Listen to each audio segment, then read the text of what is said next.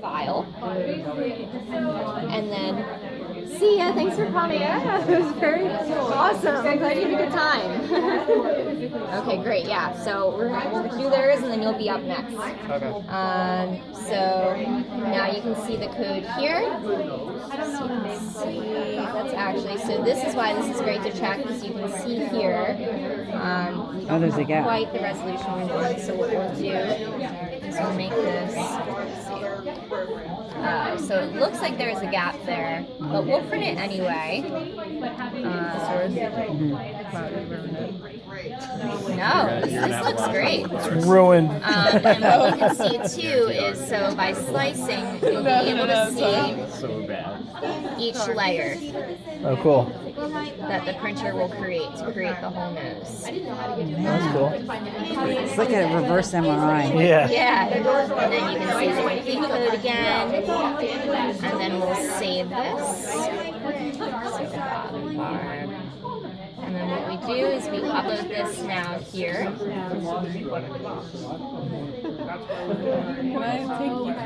So the G code is the type of file, that's the language the printer understands. What program do you use to convert it to G-code? We use Repetier Host, which is actually open source, and then we use it's called Slicer, is within that.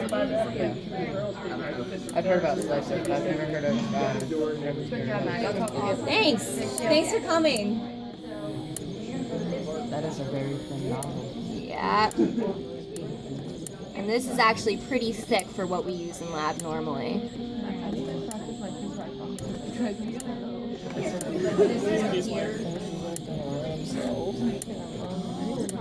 How long have you been with the company? 2.5 years now. Cool.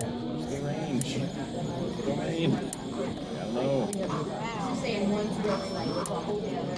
This is why you like this one. This is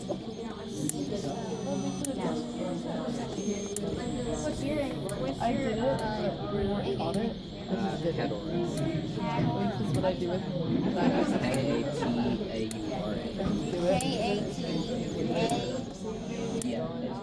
Cat, but cat spelled with a K and then Aura. Which name was Actually, that? Ooh, sorry. No, you're good. With a K. More. No. Oh, yeah. It's in the math of the last week. But I just made it like 10. like Aura is in the hat. Or I killer. emailed it. Yeah. Stay for it.